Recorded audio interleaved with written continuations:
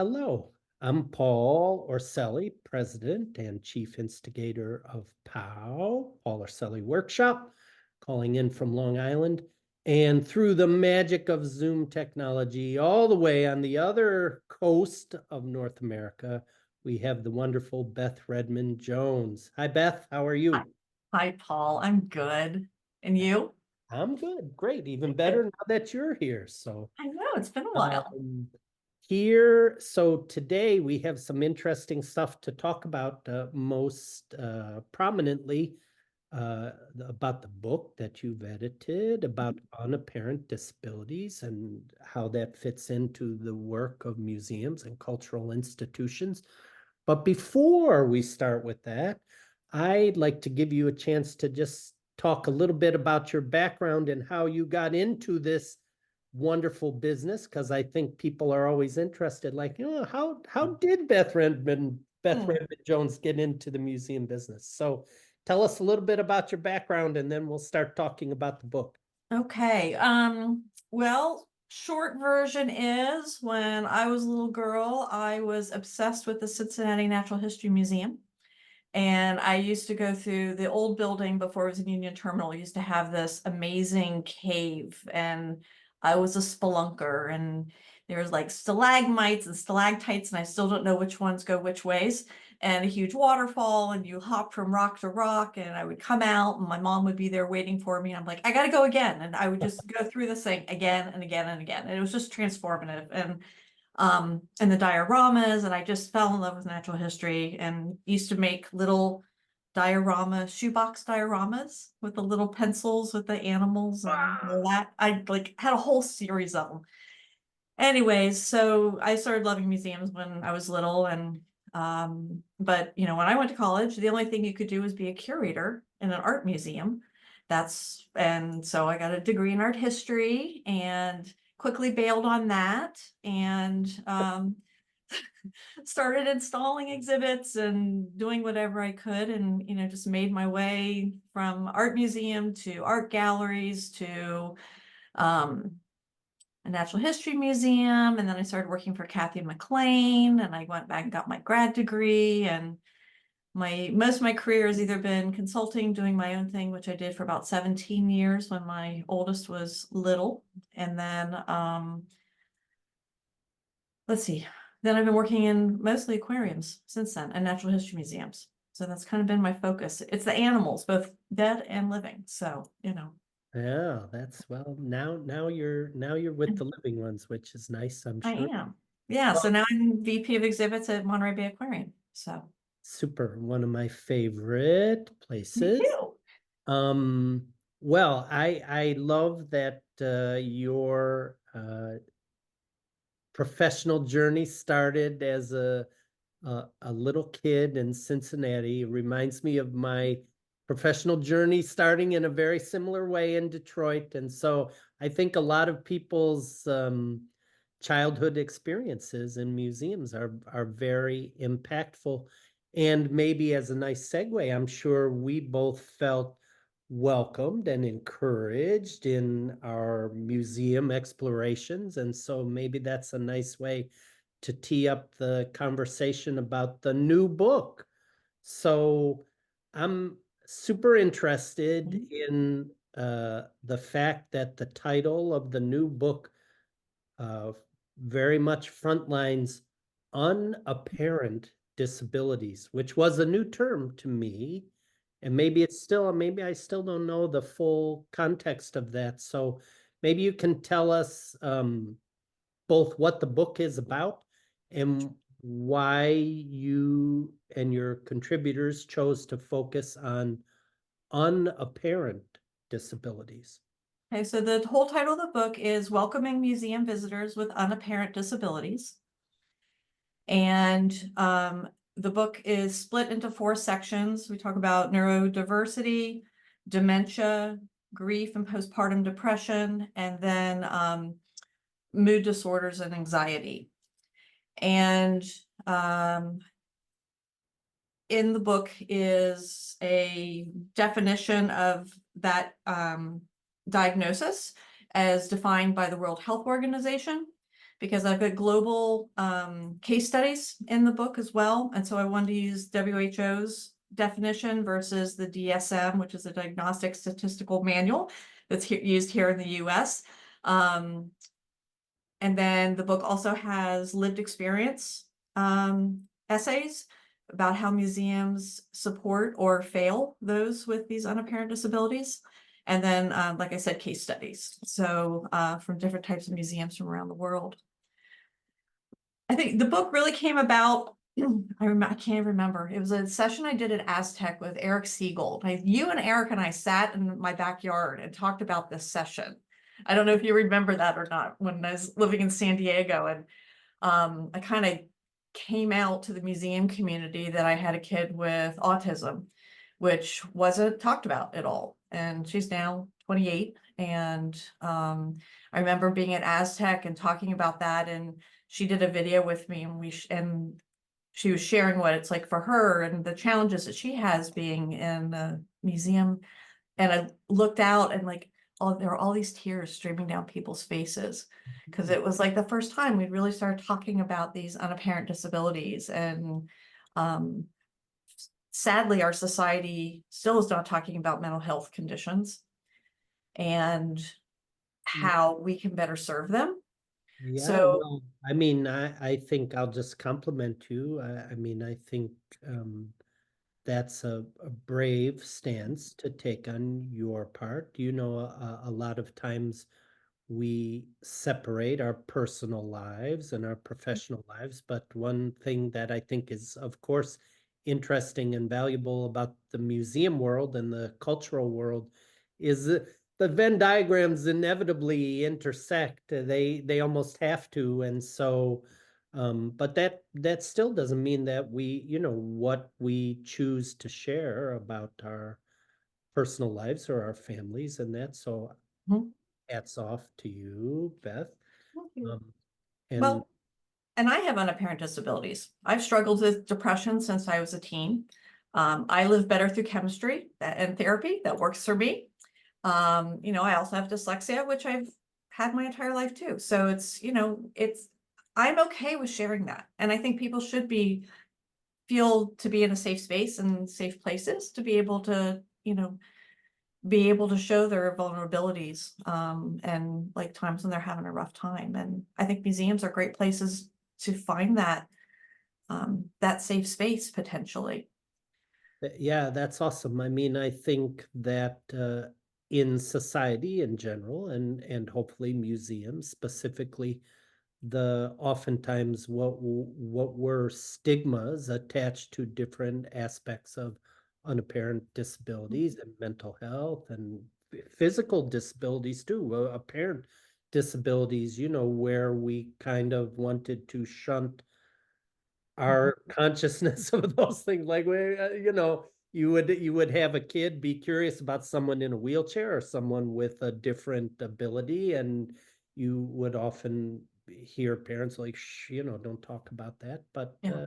you know, every situation is different, of course, and I'm sure that's the thing you talked about, mentioned in the book. There are success stories and maybe less than success stories, and Mhm. so um it's interesting though, unapparent disabilities. So I just want to drill down on that a little bit, because if I'm thinking about, I'm just going to say an apparent disability, someone in a wheelchair or someone with a walker. I mean, hopefully museums are already being conscious to be as broadly accessible to all sorts of people with apparent disabilities. But unapparent disabilities, how do you, as a designer, or how do you, as a manager of designers and projects, think about providing a more accessible and welcoming museum environment and exhibition environment for people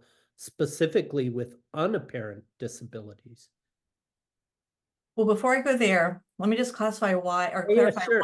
why I use Absolutely. unapparent, because I've had a lot of people asking me this, because people often refer to them as invisible disabilities or hidden disabilities. And um, invisible is really tied to vision. It's not perceptible by vision. Hmm. And so that for me was like, okay, so if you can't see it, it's not there. Hmm. Is that what that's meaning? Well, no, it is there. I have my own challenges. We all have our, own challenges. And hidden, the definition of that gets at being out of sight or being concealed. Yeah. Back to concealed or shunting things away. Right. Sight. And so this really wasn't about someone by using, I don't hide my disability, and I know others that don't. So hidden is not the right term for me. It's not invisible because it is there. Just because you can't see it doesn't mean it's like we know the wind is there. We can't see it, but we know the wind is there. So I chose use the terminology unapparent, which is not readily perceptible or is not apparent. I thought it was a better clarifying term instead of the other two. So who knows? Maybe it'll catch on, but I mean, I think for all the reasons you just mentioned, that nuance is important. So, yeah, and so that obviously is the thrust of the new book. So, right.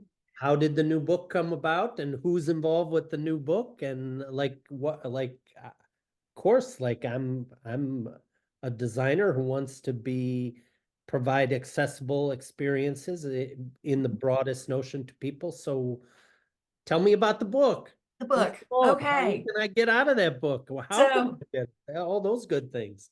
yeah, so I think it's definitely a different type of museum book because I have, the global the WHO definition for what the diagnosis is and the prevalence of it within the world. And it's kind of staggering, like these percentages that we don't necessarily think about in regards to anxiety or dementia. And dementia is on the rise. Our world population is aging. And it's really, and it's a degrees and varying, just like the autism spectrum is, but it's there. And so how are different organizations addressing it? And it's very interesting looking at European countries and how their national health system really support like mothers who have postpartum depression or who have lost babies with stillbirth or have family members with dementia. In Japan, which one of the case studies is that they have a whole law now that all community focused organizations have to provide services for those with dementia in some capacity because their population is aging at such a critical rate. So it's very interesting seeing how other countries are addressing it. And, the US is behind. That's for sure. But no surprise there. Here we are, and hopefully your book can be in the forefront of moving the United States forward, at least in the cultural sphere.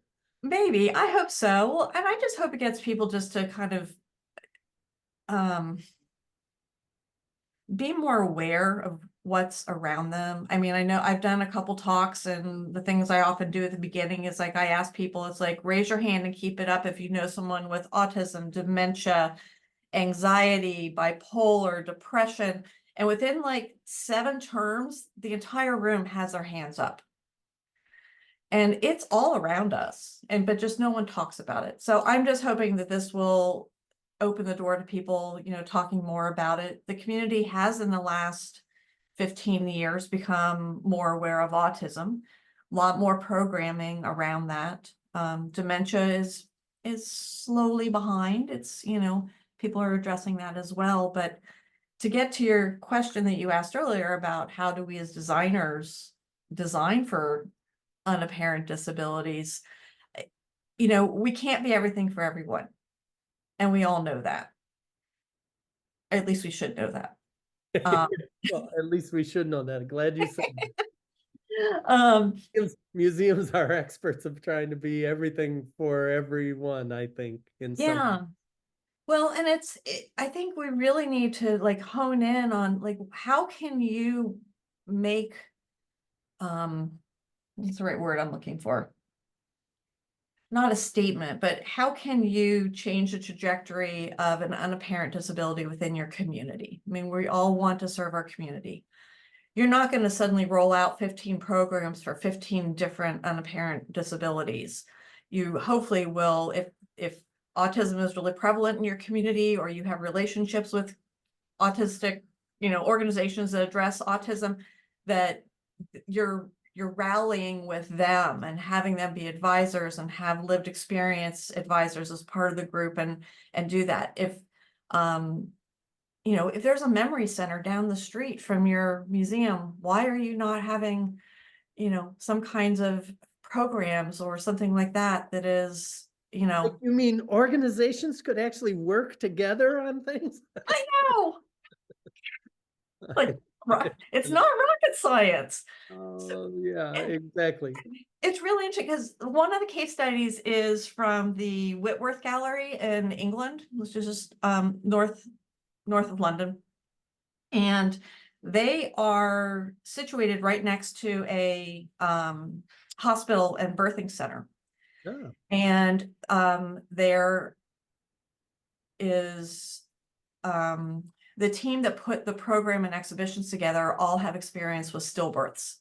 Either their wife had them, or they had them, or people within their families. And so what they have done is they created programming around that pre-COVID. They did them online during COVID. They did an exhibition where they had families who had stillbirths come in, and it's been a therapeutic process to be with others with the same lived experience, mm, and giving them space to be part of a community and create art, or just sit and be. And now the hospital next door is actually running their therapy groups for those families who have had stillbirths, but they're running them at the museum, because it's not, the last place you want to have a therapy group is in a maternity ward where yeah, people are successfully having babies, right. and Or where not in people a have bad, people associate that particular place with a right. bad experience. Right. So bringing that over to the museum, they have a lovely, room where they can look out onto the gardens, and they're, opening it up to the um, doctors and the nurses. And so it's really becoming this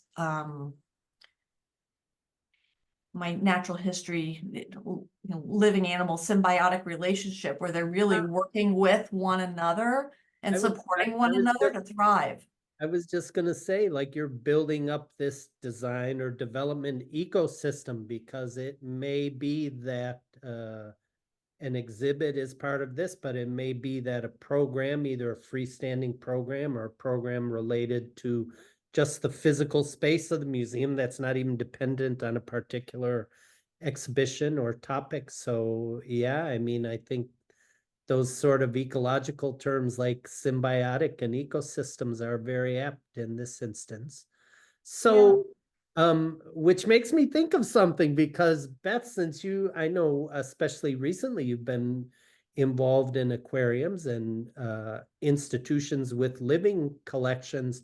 So, I mean, do you think that there's a difference in the capacity of, for example, a zoo or a aquarium or botanic garden versus a more traditional heavy duty artifact like a history or art museum, in terms of working or building experiences that are accessible for people with unapparent disabilities? So there is not a global answer to that. It is What not, it is not yes or no. Because Okay, if you think about the DSM, I don't have my copy here, but the DSM is, 2.5 inches thick. right. And there are, hundreds of unapparent disabilities. And that's why I said, if you're thinking about really engaging a community, then how do you help create experiences that support that community? And I don't know, as the person who's worked in exhibitions for over 30 years, exhibitions aren't necessarily the right way to do that. Right. But I think we can be cognizant of things. So when we were designing our Into the Deep exhibition here at Monterey Bay Aquarium, we had this, we have what we call our bioluminescence room, where there's these jellies that bioluminesce in the deep sea. And it's these flashing lights on and off in different colors, and they're moving and this and that. And when I first got here, it was originally one of the first galleries that you had to go through it. Well, and I was like, no, we can't do that. We need to move it as an offset off the main path. So someone who has sensory processing challenges, which is an unapparent disability, not necessarily related to autism, but it can be, or who has epilepsy, because of the lights may trigger seizures. There's like numerous things that could be. So we end up changing the whole floor plan to move it to an offset. So if you want to just do the drive-by and not look at it, or if you want to step a little ways in so you're looking into it, or if you're a sensory seeker and you want to be in all these, you know, naturally occurring bioluminescing animals, you can go in and do that. So I think that if we're a little bit more intentional and thoughtful about um how we're creating spaces and, you know, places to sit, which is still a problem with museums. There are never enough seating. Yeah, the It- especially, I mean, ironically, especially museums that are the most interactive, like children's museums and science fairs, they're like, well, we want the adults to play with the kids, so we deliberately didn't put any seats here. And I'm like, wow, what a passive aggressive approach to things. and then you see all the parents sitting on the floor against the wall and their iPhones, you know, Just, doing yeah, I that. mean, it's not a good idea. Although it's super interesting what you just said, because you did not eliminate that experience. Mm-mm. You didn't really change it. You just changed where it was located. You just sort of, not to minimize it, you sort of rearranged the furniture in an intentional way for intentional reasons. So, Yeah. I mean, I think that's a great example. And by the way, I'll just say, not to puff your head up, but that's a great exhibition. And Lo Profundo, I even have the T-shirt. I love Yay. that exhibition. If you're within striking distance of the Monterey Bay Aquarium, worth a special visit. Um, so I don't So, know if, yeah, go ahead. but I'm Sorry. going to cut you off there for a second, because I think there is one thing that we can all do as museums that will make things better, is training our staff and our volunteers. So in the book, I give some examples of the incredibly rude volunteers that would say things like, thinking that I can't hear or something, but they would, like, my oldest would be having challenges or something, and they would say things like, people like that shouldn't be allowed to come to museums. People who are, oh, that person must be autistic. Autistic people kill other people. Um, at the time, it made me absolutely livid. But I also realized I think you it's should still their, be living. and I am, but I also realized it's their ignorance. Yeah, And this is where museums can really invest in training their frontline staff, paid, unpaid, interns, whatever, is how to be compassionate and how to have empathy and work with people and not just start judging. And just because someone has an unapparent disability, I can bet the woman who said that has an unapparent disability. yeah. Yet, you know, so I get, so that's something for me, that if we can even just make one step in the right direction, and how to, it's like a global change on how to address unapparent disabilities in museums, it would be training our staff. And even for those on staff, I mean, I have a staff member who has ADHD and sits in one of these cubicle environments and on Zoom. So you've got people talking on their own Zoom calls, can't Yeah. focus on his own Zoom call. And so, you know, I went and bought him, ended up having to buy him the really high-end Apple iPod ones, Yeah, that sound counseling ones, yeah, because we went through all these headphones and stuff, but those work. So now that's like setting him up for success. So I right. think if museums can even start there, I think we'd be in a better place. Well, that's a nice segue because I always like to give people clear takeaways from these conversations like, oh, well, I'm interested in this topic, or I want to do better with this topic. What could I do? So you highlighted an important one for both staff and unpaid volunteers or people who work in the museum who might not be paid. Is just the whole education piece and being through information, I guess being more empathetic is what I would say. But Yeah. um, is there another tip in that regard? So you gave us like the highlight one, but can you hit us with another one before we close, if one comes to mind? I would say that if you're going to engage, if you make a conscious decision to engage a group of individuals that have an unapparent disability, one, ask them how they like to be referred to. Do they like to be, is it first, is it, identity first? Is it, are you an autistic male? Are you a male with autism? Find out the way that they want to be, addressed, and engage them in helping to create your programs and or your exhibition or whatever it is that you're doing. That has been by far and away, from talking with people who wrote case studies for the books and those who weren't quite ready to write case studies yet. Hopefully another edition. That was a huge takeaway for them, was including engaging those that either are caregivers of that group or those that have lived experience. Well, I love that actionable suggestion, and that's probably a good suggestion for when you encounter any new person or any new group of people to ask them in a sincere way how they would like to be addressed or how they would like you to address them. That sort of cuts across all sorts of dimensions. Yeah. Well, and it's funny because there's a lot of people out there who are like, oh, you have to be identity first, or you have to be this first. And it's like, well, I okay, I'm going to use this as an example. I don't have cancer, but I'm not going to walk up and say, hi, I'm cancerous Beth. Yeah, I hope not. But it's like, so it's not as clear cut as some of the communities are trying to say it is. So I just And think it's just and like pronouns. We ask people, what are your Exactly. pronouns? That's why I said that. I mean, Yeah. also we've had folks here, we've, talked about working with indigenous communities, and there are lots of different ways to identify and to be asked to be referred to.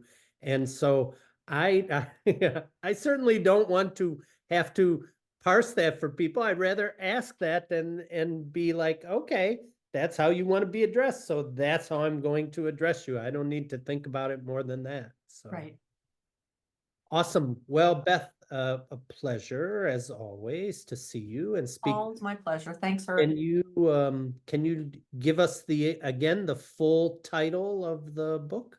full title is Welcoming Museum Visitors with Unapparent Disabilities.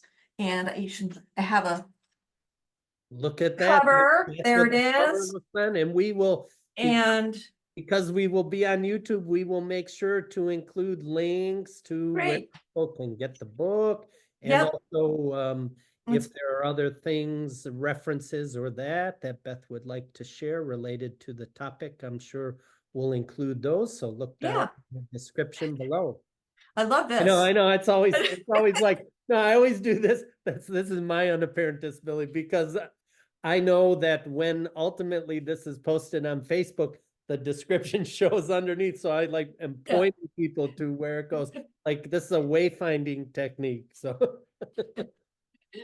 So yeah, so it'll be on sale May 20, the display at AAM, and they're the awesome. ones publishing it. So Well, and I'm sure you and your publisher will be happy for people to roll up onto the website and put their pre-order in. So exactly. And I'll give you the coupon code for discount, discount. that automatically museum people I know. discount.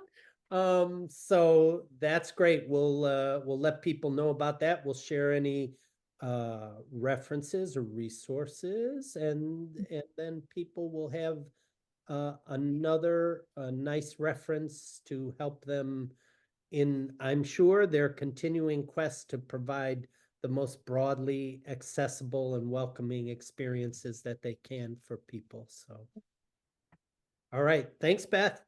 Thank you, Paul. Take care. You too.